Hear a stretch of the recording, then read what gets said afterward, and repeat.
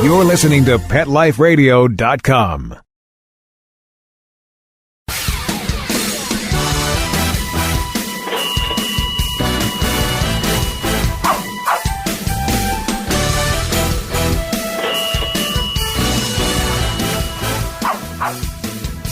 Hello and welcome to Six Figure Dog Business. I'm your host, Ty Brown of Ty the Dog Guy. This is Six Figure Dog Business on PetLifeRadio.com. Now, this is the show where we help you start or grow your dog-related business to a healthy six-figure per year or more income. Now, on today's show, we're going to be talking traffic, specifically how you can get a lot more of it. And so stay with us. I'm going to come right back with SEO expert Tom Savoca.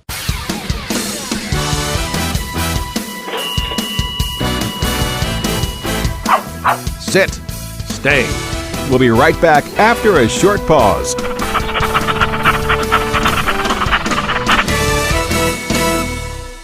People say less is more. At Red Barn, we think less is better. It's what you won't find that sets our natural premium pet food apart.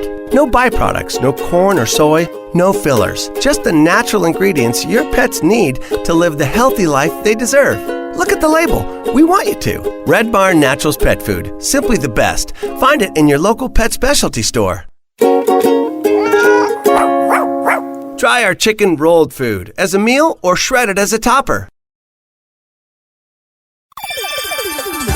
Let's talk pets on PetLifeRadio.com.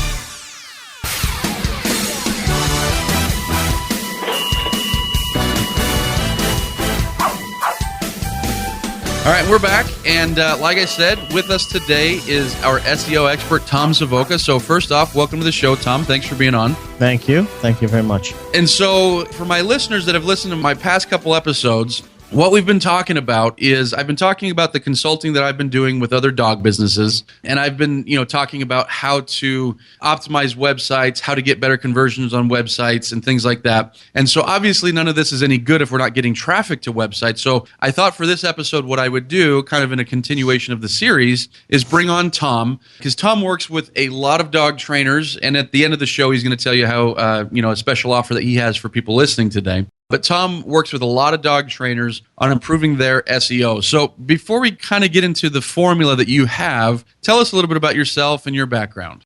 Okay, I was raised, and I'm from upstate New York, and back in the 70s, my parents had some German Shepherd show dogs. They did the show dog confirmation kind of circuit. They had a couple that did very well in the area. Then they built a dog and cat boarding business, and while they had the dog and cat boarding business, they had a dog trainer there. So that, and since we had shepherds, as pets after that, I've been around primarily shepherds for a great period of time. Back in 2000, I started doing something a little different than I had been doing. I got into search engine optimization, so I've been doing search engine optimization and websites and web development and domain purchases and just about anything online, including what's relatively recent, social media, since about 2000. That's more recent, but I've been doing this since about 2000. Cool. And so the main reason I wanted to get you on is because you've got a formula, and I love formulas because I love if someone says, all right, here's what you do. Do step A, do step B, do step C. And so you've got this 5-part formula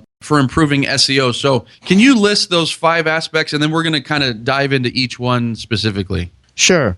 Basically, and the point of bringing up why there's primarily 5 is that there's 5 different things you can do. The first one is the work you can do on your website, which is usually called on-page optimization. A lot of people are familiar with that. Like Ty said, we can get into that in detail in a few minutes. The second one is backlinks. This is something that's been always been popular. We can get into the details again in a few minutes, but backlinks from other websites. The third one is directories. Now, this is the term directories. Actually, what we're talking about here is getting your business listed online and doing it properly. The number 4 is social media. In the big scheme of things, it's relatively new in the system, but there is value to it. It's important, and not just for your organic ranking, but in just general and building leads and getting traffic. The fifth one, and we'll, like Ty said, we're going to get into the details here. The fifth one is probably the most important because it's the most overlooked and it might be the most misunderstood. But it's basically your online competition. If you're in the middle of a big state and you've got 1,000 people in the county and 3 or 4 dog trainers, then all you have to do is build a website, have a Facebook page. You're going to get work. But if you're in the middle of Los Angeles, Miami, New York City, Montreal, a big metropolitan area, the whole world is different. There's thousands of trainers, hundreds of thousands of possible clients, but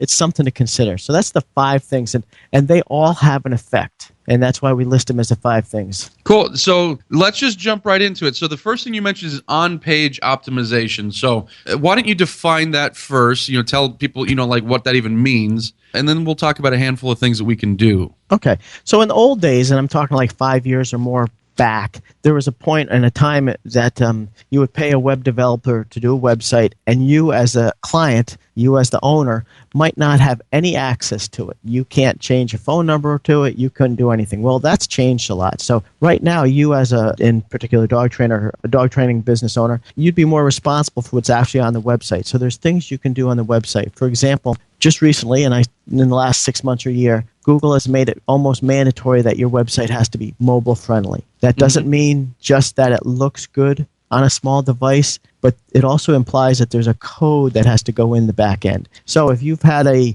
website built in the last 3 or 4 years, it's probably not an issue. If you're using any of the popular Weebly, Wix, WordPress, anything like that, probably not an issue.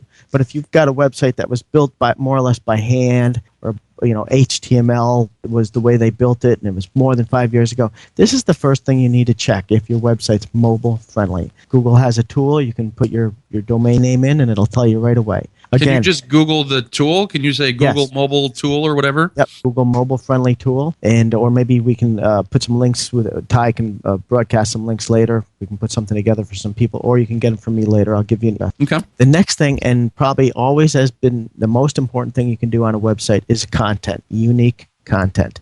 And again, all this is going to be related to your competition. Again, if you're in the middle of nowhere and you've got 1,000 people in the county and 2 other dog trainers, you have to do a lot less work than if you are in a big metropolitan area. So the content on your website has to be unique, first of all. You can't take big parts of another person's website. You can't copy your favorite dog training system's website material and put it on your website and think you're going to be as successful as they are.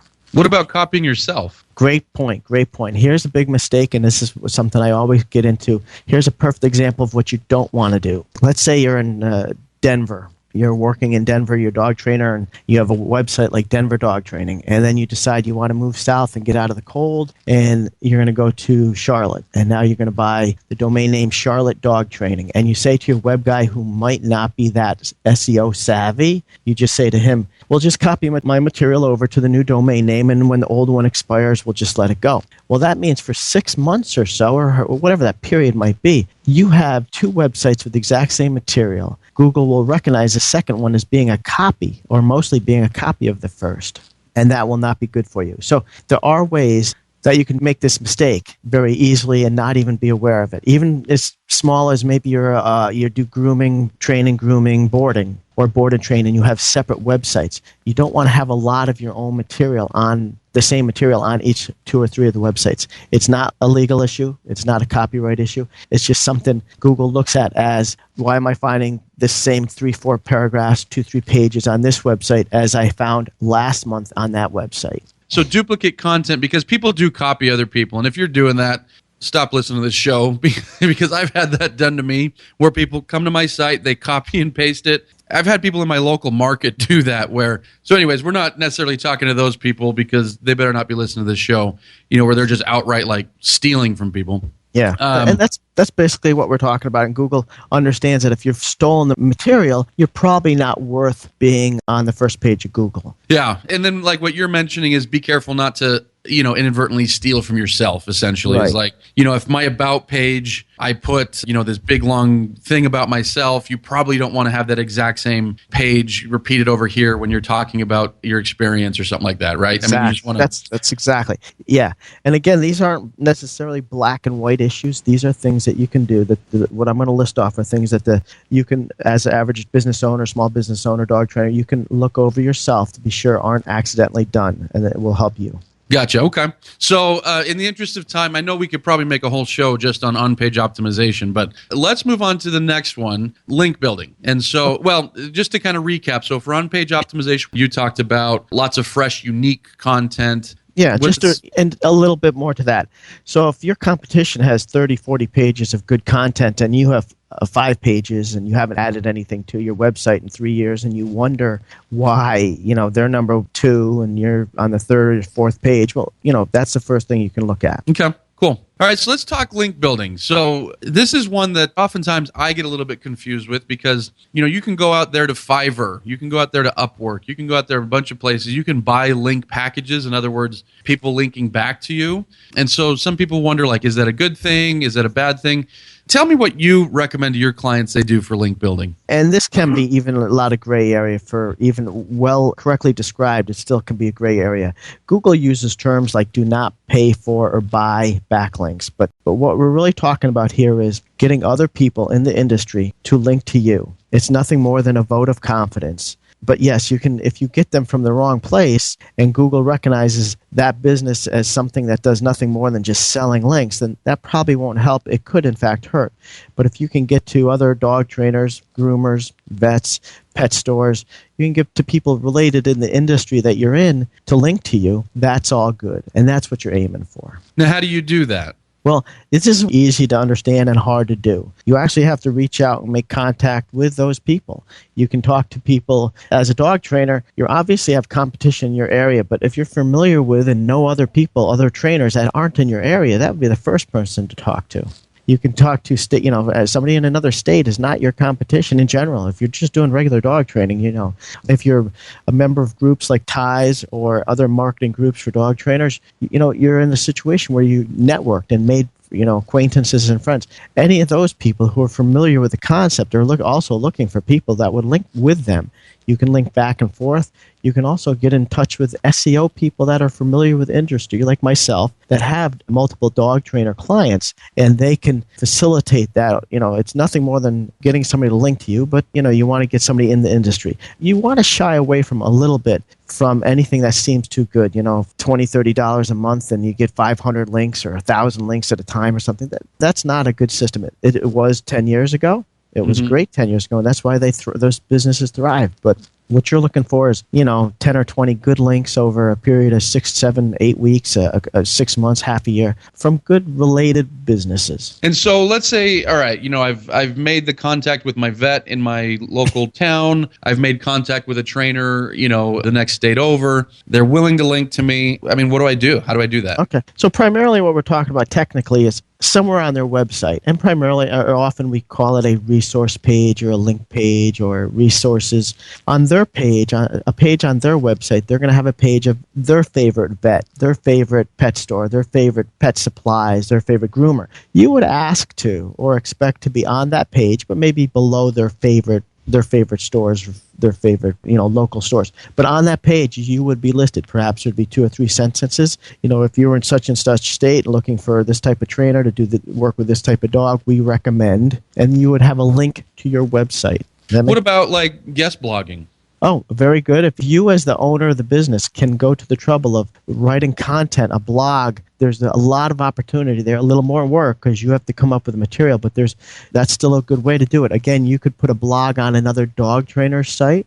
You could put a blog on Ezine, like an Ezine magazine kind of situation or some kind of directory or somebody looking for material related to your business. That is good too. A link from a website that's all about dog training and your link is then on a page full of dog training material is probably the best way you could go. And that's what Ty is describing here. If you get yourself on a page of 3 or 4 other dog training resources, that's still going to help you out too. But what Ty is describing is very good also. Because with guest blogging, I mean, it's really going to help both places, right? Because one site gets new content and the other site gets the link. I mean, so it's kind of a back scratching type thing, right? Yes, exactly, and that's what we're talking about. The shortcoming or the not downside, but the challenge to that is people are still hesitant. The people are hesitant in taking your material and putting your material on their site, and it's nothing but good for them unless you have really what would the term be really different training styles, conflicting training styles. Other than that, it would only benefit them, and then you would get the link back to your site. It's a very good way to do it. But again, it's a little bit challenging to break the ice and get that idea going. But if you can find and I know there's some pet sites out there that some of my clients blog on, and there's nothing better than that. If you can get to that level where you're putting blogging material on another established website, it'll only help you if you have a link back. What I mean to say is that'll definitely help you. You just want to be sure that you have a link back to your website. Gotcha. Awesome. Okay, so we're going to take a quick break. We've got 3 more points that we're going to cover when we come back, but stay right with us. We're going to come back with Tom Savoca. Sit. Stay. We'll be right back after a short pause.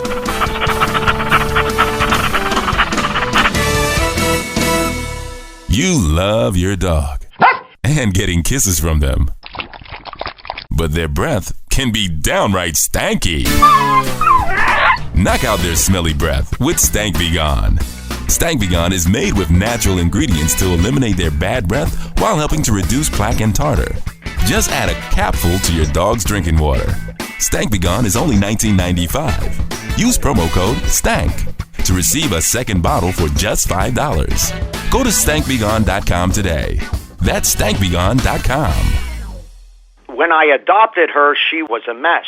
Scabs, itching, licking, missing fur, hot spots, a thin, dull coat. So I take the dog to the vet for the standard run-of-the-mill tests and treatments. No results. I hear your advertisement on the radio. DINOVITE.com.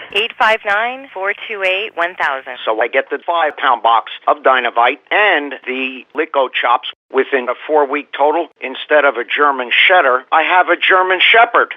Sheba is 105 lean pounds of shiny, smooth, happy dog for life because she gets fed Dinovite. And the results, they're just incredibly outstanding. And she loves it. When you rescue a dog, you have to do the right thing. You've got to feed them right for life. Do the Dinovite. Dinovite for life. 859-428-1000. DINOVITE.com. Let's talk pets. Let's talk pets On Pet Life Radio. Pet Life Radio. PetLifeRadio.com.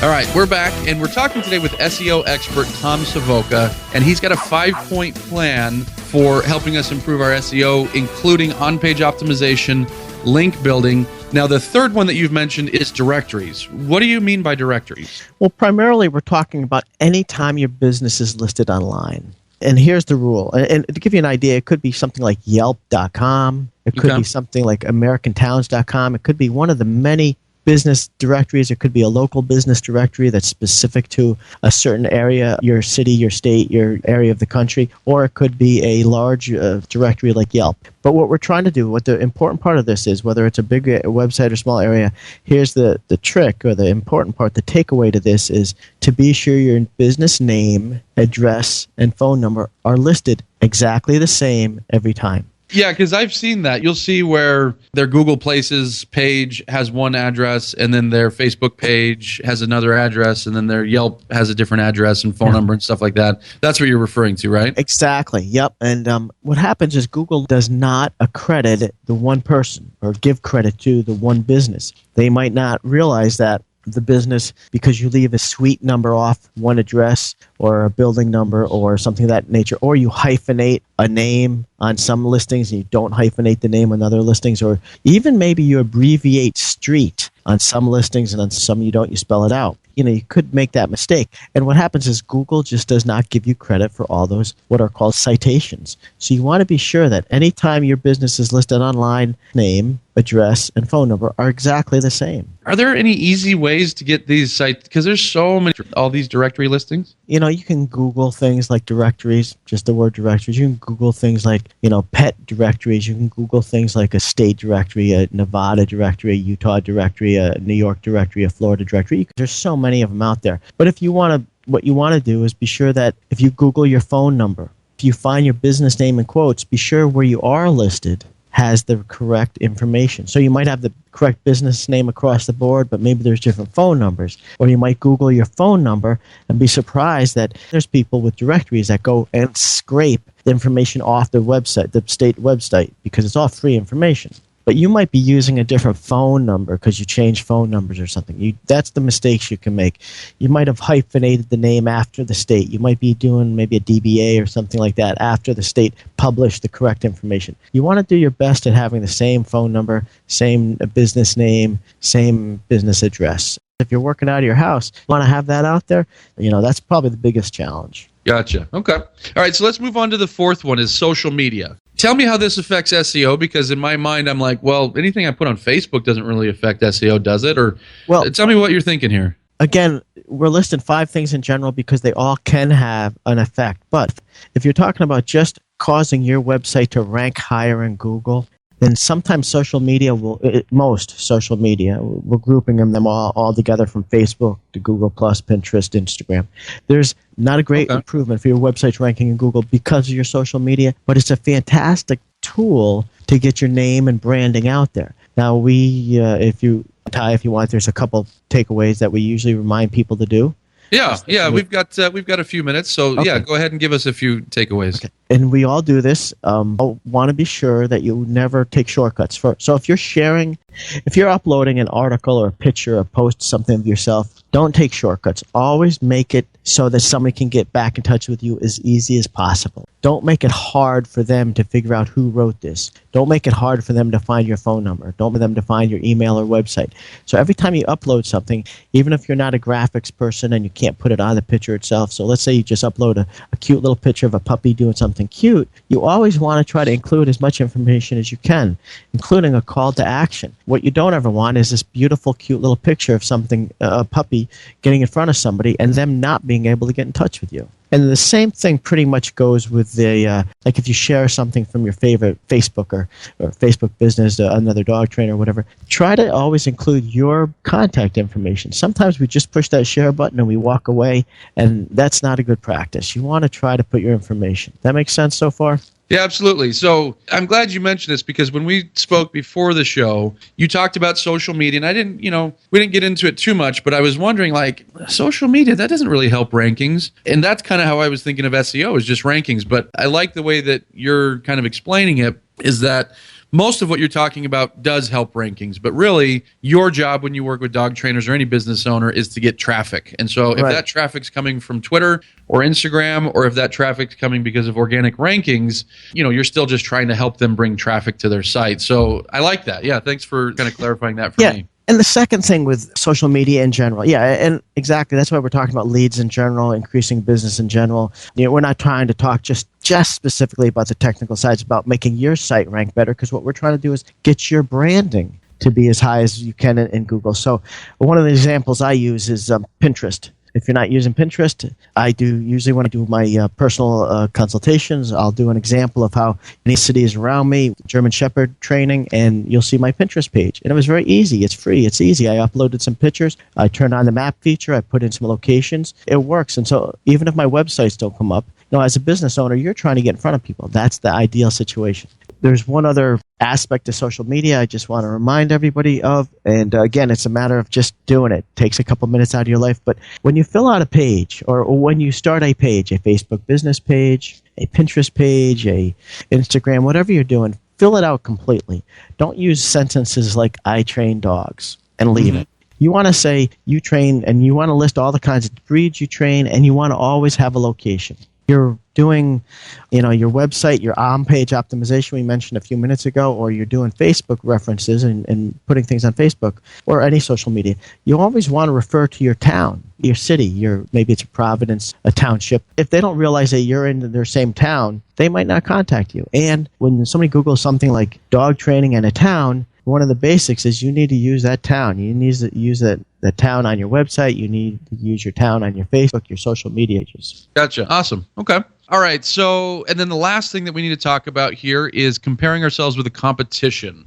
What do you mean by that? Well, in general, you need to be aware of where you are. This is very basic. And there's 2 takeaways to this number 5. And the first takeaway is you need to know where you are in Google. You need to have an idea how your site is ranking or how your social media is ranking. So you need to Google yourself regularly. And doing that properly means you have to at least be signed out of Google. If you're not signed out of Google, Google will do its best to show you what it thinks you want to see. So if you've been looking at Ty's dog training services, Ty's dog training website, and then you Google, dog training, there's a good possibility you're going to come up with Ty's website. And you're going to think, why am I seeing Ty's website? I'm in another state. Well, it's because you're maybe a client of Ty's, a fan of Ty's, and you've been looking at Ty's website, and that's how Google works. If you need to be signed out. So if you have like most of us do, you have a Gmail account or some kind of Google services, you want to be signed out. Some browsers will offer you something Chrome calls an incognito window. I think Firefox is called private browsing. I think Internet Explorer is called in private or something similar.